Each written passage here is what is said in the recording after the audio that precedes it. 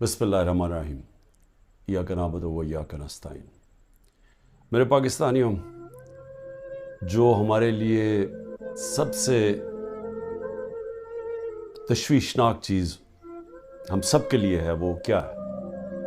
12 लाख पाकिस्तानी जब से ये हुकूमत आई है मुल्क छोड़ के चले गए।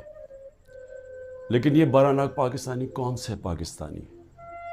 ये वो पाकिस्तानी हैं जिनको दुनिया तैयार है अपने मुल्कों में लेने के लिए। यूरोप, अमेरिका, कनाडा, इस तरह के मुल्क ये तैयार है उनको लेने के लिए, क्योंकि प्रोफेशनल्स हैं।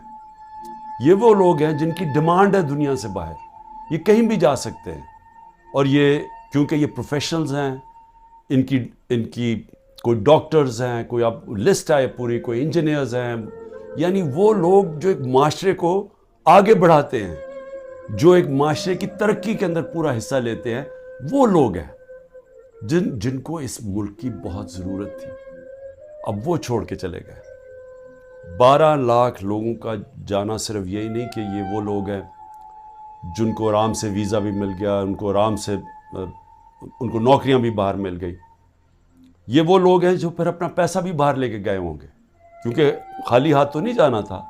तो उन्होंने फिर यहाँ से रुपयों को डॉलर्स में कन्वर्ट किया और फिर डॉलर्स बाहर लेके गए। तो सोचें कि इसकी कितना नुकसान हुआ होगा पाकिस्तान को। अब ये सोचें कि ये क्यों हो रहा है, क्यों लोग छोड़ के जा रहे हैं। वो लोग, फिर से मैं कहता हूँ कि जो एक मुल्क की तरक्की की बुनियाद रखते हैं वो जा रहे हैं। वो इसलिए जा रहे हैं कि उनकी उम्मीद ख़त्म हो गई है मुल्क से। ये उम्मीद क्यों ख़त्म हुई है?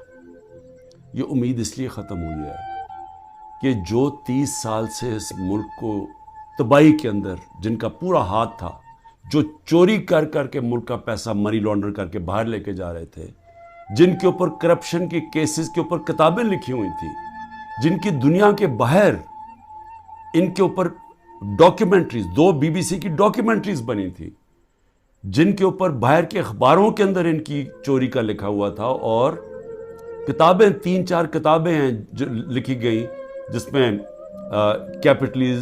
कैपिटलिज्म्स एक्यूलीज हील, एक रेमंड बेकर की किताब, उसके अंदर लिखा हुआ है कि इनके जो पहले दौर में 90 की दिहाई में इन्होंने कितना पैसा चोरी किया था और मुल्क से बाहर लेके गए थे।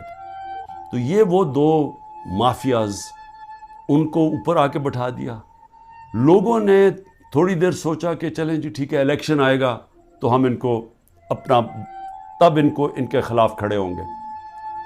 फिर जब उन्होंने देखा कि पॉलिटिकल इंजीनियरिंग हो रही है यहाँ, और जो मुल्क की इस्टेब्लिशमेंट इनके साथ खड़ी हो गई है, असल मायूसी तब हुई है कि वो लोग जो ये समझते थे कि इस मुल्क की इस्टेब्लिशमेंट चले जैसी भी है, उसने गलतियाँ की होगी, मार्शल लॉ लगे होंगे, लेकिन वो मुल्क का सोचती है, क्योंकि उनका जीना मरना पाकिस्तान में, उनके इंटरेस्ट पाकिस्तान में।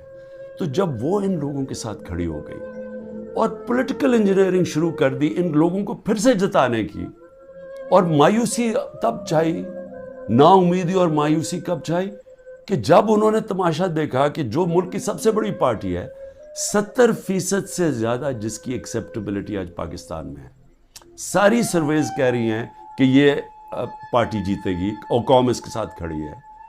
37 में से 30 बाय इलेक्शन ये जीत जाती है पार्टी, इसके बावजूद कि एस्टैब्लिशमेंट इनके साथ खड़ी होती है। उसके बावजूद अवाम बता देती है कि वो क्या चाहती है। तो जब वो देखते हैं कि उस पार्टी को क्रश करने की कोशिश की जा रही है, उसके ऊपर हर हरबा इस्तेमाल किया जा रहा है, पूरा 9 मई का ड्रामा, जो इंशाल्लाह मुझे कभी भी मौका मिला मैं साबित करूंगा कि वो सारा ड्रामा किया गया था PTI को क्रश करने का। उसका कोई मकसद ये नहीं था कि उन्होंने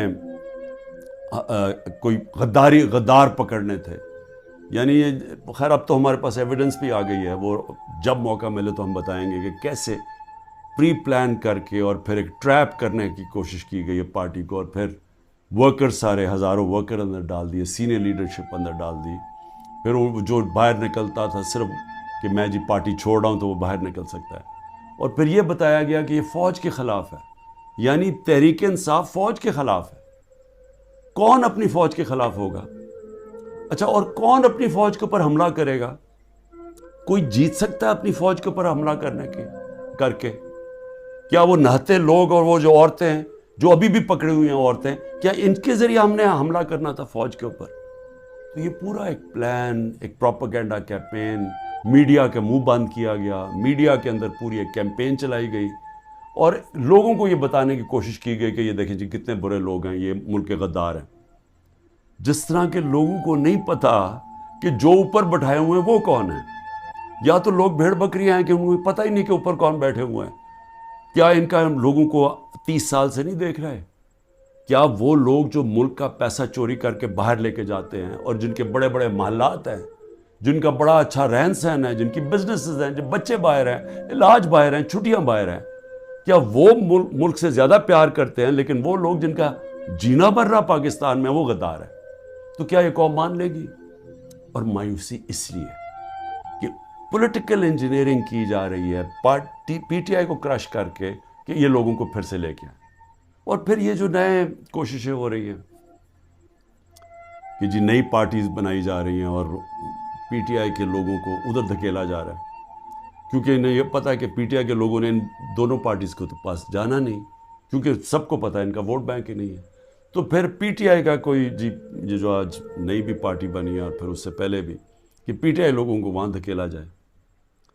اب میں صرف مجھے حیرت ہوتی ہے کہ جو بھی یہ پلاننگ کر رہے ہیں، جو بھی یہ سوچ ہے اس کے پیچھے، کوئی ان کو تو کوئی ان کا احتساب ہوگا کہ یہ کر کیا رہے ہیں ملک کے ساتھ؟ کیا ان میں عقل ہے، سیاست کی سمجھ ہے، کیا ملک کی تاریخ کی سمجھ ہے، کیا ان کے پاس تعلیم ہے؟ تربیت تو مجھے پتہ نہیں ہے، کیونکہ جن کے پاس تربیت ہو وہ یہ نہ کریں جو حربے استعمال کیے جا رہے ہیں، لوگوں کے گھر توڑے جا رہے ہیں، بچوں کا نہ دیکھتے ہیں، نہ بوڑھوں کا دیکھتے ہیں، بزرگوں کا نہیں دیکھتے، عورتوں کا نہیں دیکھتے، بزنسز بند کر رہے ہیں، ہر قسم کی بلیک میل کی جا رہی ہے جو پاکستان کی تاریخ میں کوئی تصور بھی نہیں کر سکتا یہ ہو سکتا ہے. کسی پاکستان کی پولیٹیکل پارٹی کے ساتھ آج تک وہ نہیں ہوا جو آج ہمارے ساتھ کیا جا رہا ہے، اور ان لوگوں کو دھکیلا جا رہا ہے بلیک میل کر کے کہ وہ اس پارٹی میں چلے جاؤ اور اس پارٹی میں چلے جاؤ. اور لوگوں کی شکلیں دیکھیں جو جا رہے ہیں ان پارٹیز میں، وہ ایسے لگ رہا ہے کہ جیسے لوگوں کو دھکیل رہے ہیں پھانسی دینے کے لیے، یعنی وہ اپنی خودکشی کرنے جا رہے ہیں. یہ ایسے لگ رہا ہے، وہ خوشی سے نہیں جا رہے. جب لوگوں کو لے کے اس طرح لے کے جا رہے ہیں بلیک میل کر کے، زیادہ تر بلیک میل کر رہے ہیں، اور ان ساروں کو کئی تو 2 تو میں دیکھ رہا تھا جیل سے سیدھا وہاں لے گئے ہیں. تو وہ کیوں اس طرح ان کی شکلوں میں خوشی کیوں نہیں ہے؟ کیونکہ ان کو پتہ ہے کہ ان کی سیاسی موت ہے. ان کو پتہ ہے کہ پبلک نے ان کو ووٹ نہیں کرنا. اور اگر کسی کو شک ہے تو یہ انشاءاللہ جب بھی، اب تو الیکشن لگ رہا ہے کہ انشاءاللہ ہو ہی جائیں گے، وہ جب بھی الیکشن ہوں گے تو آپ کو نظر آ جائے گا کہ لوگوں نے ووٹ کس کو ڈالنی. لیکن میں تو وہ سوچ رہا ہوں کہ کیا لوگوں کو جو یہ کر رہے ہیں پیچھے بیٹھ کے، جو برینز بیٹھی ہوئی ہیں، کیا ان کو سمجھ نہیں آ رہی کہ گراؤنڈ کے اوپر سچویشن ہے کیا آج پاکستان میں؟ کیا ان کو یہ نہیں پتا کہ یہ پہلی دفعہ 1970 کے بعد پاکستان میں یہ ماحول بنا ہے کہ نظریہ، پہلی دفعہ نظریاتی پولیٹکس ہو رہی ہے، ووٹر نے نظریے کے اوپر ووٹ ڈال لی ہیں، شخصیتیں ختم ہی ہو گئی ہیں. آپ جو مرضی کر لیں کہ جتنے جو 1970 میں کیا ہوا تھا، بڑے بڑے نام تھے، ایسے نام تھے کہ انہوں نے کہا ہمیں کیمپین کرنے کی ضرورت نہیں ہے 1970 میں. تو ایک دم نظریہ ویسٹ پاکستان میں آیا اور 84 سیٹیں جیت گیا 137 میں سے ذوالفقار علی بھٹو. لیکن اس سے بڑا جو سیلاب آیا وہ اس پاکستان میں آیا. میرے خیال میں 168 میں سے 162 سیٹیں جیت گیا مجیب الرحمان. اور وہ کیا چاہ رہا تھا؟ انصاف چاہ رہا تھا. وہ بھی حقیقی آزادی کی بات کر رہا تھا. وہ بھی یہ کہہ رہا تھا کہ ہمیں جو ہمارا حق ہے وہ نہیں مل رہا، ہم آزاد نہیں ہیں. جو کہ آج جو 27 سال سے تحریک انصاف کہہ رہی ہے، انصاف کی تحریک، کہ انصاف انسانوں کو آزاد کرتا ہے.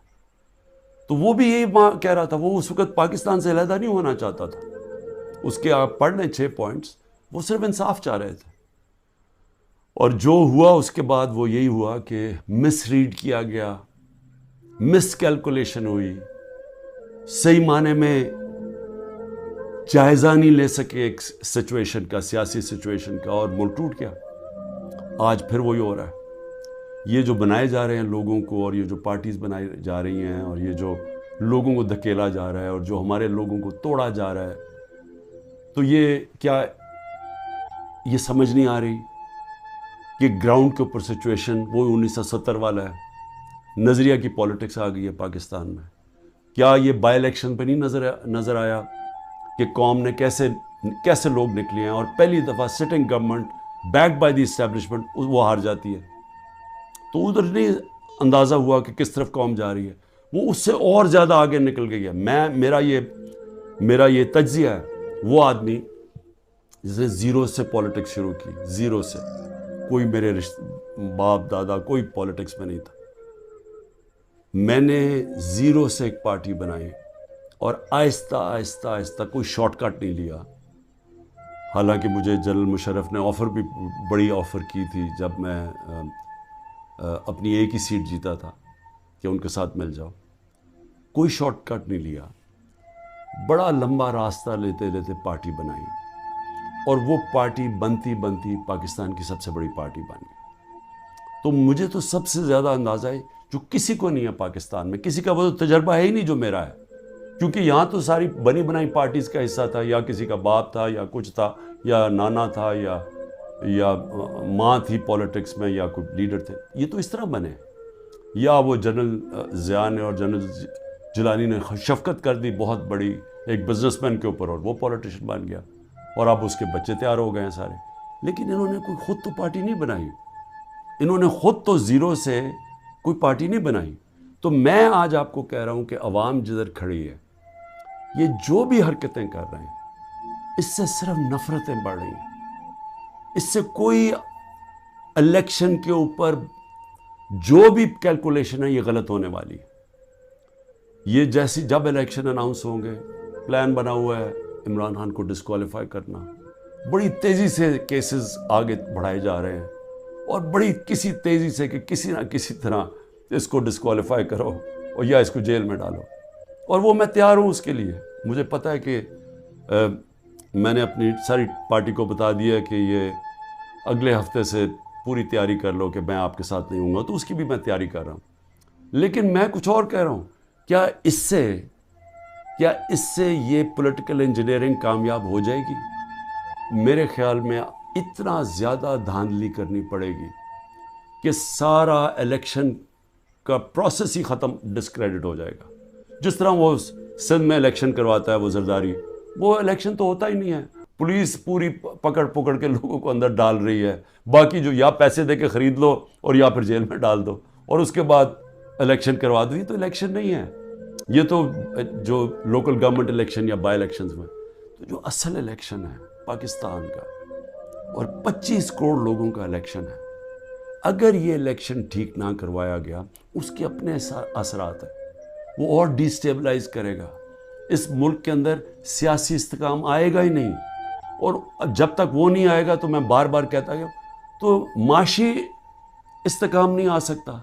تو ہم تو اور ڈوبتے جائیں گے، جو قرضوں کے اندر ہم ڈوبتے جا رہے ہیں. آمدنی سکڑتی جا رہی ہے، قرضے بڑھتے جا رہے ہیں، قیمتیں بڑھتی جا رہی ہیں، لوگ غربت کی لکیر سے نیچے جا رہے ہیں، بے روزگاری بڑھتی جا رہی ہے. تو ہم تو اس طرف جا رہے ہیں. تو وہ تو تب ہی ٹھیک ہوگا جو کہ صرف صاف اور شفاف الیکشن سے ملک بچ سکتا ہے. لیکن اسٹیبلشمنٹ دوسری طرف لے کے جا رہی ہے. چھوٹی چھوٹی پاکستان میں پارٹیز چھوٹی چھوٹی لے آئیں. پلان تو یہ ہے کہ وہ ہر کسی کو تھوڑی سیٹیں دلوا دیں، وہ سارے اوپر، اور اوپر سے پھر اسٹیبلشمنٹ کنٹرول کرے گی پاکستان کو. تو اس سے تو ملک ٹھیک نہیں ہونے لگا. جو ملک کی ضرورت ہے وہ اس کی اپوزٹ ہے، وہ بالکل متبادل ہے اس کے. اور وہ کیا ہے کہ صاف اور شفاف الیکشن ہو، ایک پبلک مینڈیٹ سے پارٹی آئے پاور، اور وہ پھر رول آف لا قائم کرے. لیکن جو لوگ چھوڑ کے جا رہے ہیں وہ جنگل کے قانون سے بھاگ رہے ہیں. تو جب وہ دیکھتے ہیں کسی کے گھر میں بھی توڑ کے گھس جاؤ، بیوی بچوں کو پکڑ لو، رشتہ داروں کو پکڑ لو، بزنسز بند کر دو، تو خوف آ رہا ہے لوگوں کو. پہلے تو کبھی ایسے سنتے ہی نہیں تھے، نہیں تو بیچارے غریب لوگوں سے ایسے ہوتا تھا نا.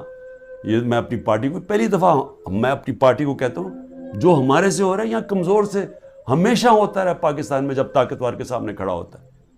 اور اسی لیے ملک آگے نہیں بڑھ سکتا، کیونکہ اس ملک کے اندر انصاف ہی نہیں ہے. تو یہ تو انصاف کی ساری حدیں ہی توڑ دی ہیں. یہ تو وہ نظام آ گیا جو کہ ہم کوئی تصور ہی نہیں کر سکتا تھا کہ پاکستان یا دنیا کی کسی جمہوریت میں آئے. تو جب اس طرح کے حالات ہیں تو لوگوں کی نا امیدی تو بڑھنی ہے, مایوسی تو بڑھنی ہے, لوگوں نے تو جانا چھوڑ کے. اس لیے میں آخر میں یہ کہنا چاہتا ہوں کہ یہ جو ایکسپیریمنٹس کر رہے ہیں یہ پہلے فیل ہو چکے ہیں, اور اس ملک کے اندر جو 90 کی دہائی کی سیاست تھی وہ ختم ہو چکی ہے. جو جنرل مشرف نے کاف لیگ بنائی تھی وہ دن چلے گئے ہیں. یہ دوسرا دور آ گیا, اور اس دور کے اندر سب سے ایک ہی راستہ ہے کہ صاف اور شفاف الیکشن کروائیں اور اس ملک کے اندر اسٹیبلٹی لے کے آئیں, ایک سیاسی استحکام آئے, اور اس کے بعد پھر معیشت کو ٹھیک کریں اور ملک کے اندر وہ ریفارمز کریں. اس ریفارمز کے بغیر پاکستان اس دلدل سے اب نہیں نکل سکتا. پاکستان کو سرجری چاہیے. اس ملک کو اب ہم وہاں پہنچ گئے ہیں کہ اگر ہم نے اپنے سارا گورننس سسٹم نہ چینج کیا, ہم نے سارا انصاف کا نظام نہ ٹھیک کیا, ہم نے جو ہمارے گورنمنٹ کارپوریشنز ہیں جو جس طرح وہ اس وقت بوجھ بنے ہوئے ہیں, ہم نے جب تک نچلی سطح کے لوگوں کے اوپر اب ان کی مدد کرنے کے لیے پروگرامز نہ بنائے تاکہ ان کو ہم سہارا دیں, کیونکہ اب جو مہنگائی آ گئی ہے لوگ کیسے گزارا کر سکتے ہیں. اور جو ہم نے ہیلتھ کارڈ لے کے آئے تھے, سوچیں کہ پہلے ہی گزارا نہیں ہو رہا, تو اگر بیماری ہوگی گھر میں تو اگر آپ ہیلتھ کارڈ ہی لے جائیں گے, ہیلتھ انشورنس, وہ کیسے گزارا کریں گے. تو کیسے ہم نے نچلی سطح کے لوگوں کو اب پروٹیکٹ کرنا ہے, ان کو ہم نے معاشی طور پہ ان کی حفاظت کرنی ہے ٹارگیٹڈ سبسڈی سے. کیسے ہم نے اپنے ملک کے اندر ڈالرز کی انٹیک بڑھانی ہے, وہ کون کون سے قدم ہیں. کیسے ہم نے خرچے کم کرنے ہیں. کیسے ہم نے اپنا گورننس سسٹم ایسا کرنا ہے کہ باہر سے انویسٹر پاکستان آ سکیں. کیسے ان کو اعتماد دینا ہے اپنے رول آف لا پہ کہ ہمارے یہاں اس ملک کے اندر آپ اگر اپنی سرمایہ کاری کریں گے تو ہم اس کی حفاظت, ہمارا قانون اس کی حفاظت کرے گا, لیول پلینگ فیلڈ دے گا, وہ کنڈیشنز دے گا کہ جب اب مثلا چائنا سے جب انڈسٹری ہم چاہتے تھے کہ پاکستان آئے, تو میری جب پریمیئر لی سے ان کے بات ہوئی تو انہوں نے مجھے کیا کہا, انہوں نے کہا دیکھیں مسئلہ یہ ہے کہ پاکستان میں ہمارے سارے انڈسٹریز کہتے ہیں کہ ٹائم بہت لگتا ہے, یہاں کام ہی نہیں ہوتا آپ کی, بڑا سلو ہے آپ کا سسٹم. جبکہ وہ ویتنام جاتے ہیں, اور وہ بنگلہ دیش کی بھی بات کر رہا تھا کہ وہاں بڑی جلدی ان کا کام ہو جاتا ہے انویسٹر کے لیے. تو ایک انویسٹر کے پاس ٹائم نہیں ہوتا. تو یہ ہمیں ساری اصلاحات کرنی پڑیں گی, اور اس کے لیے سب سے بڑی ضرورت ہے کہ صاف اور شفاف الیکشن سے ایک مضبوط, ایک سٹیبل حکومت آئے. سٹیبلٹی اب صرف ایک طرح ہی آئے گی, صاف اور شفاف الیکشن, اور یہ پولیٹیکل انجینئرنگ کو مسترد کیا جائے. پاکستان زندہ باد.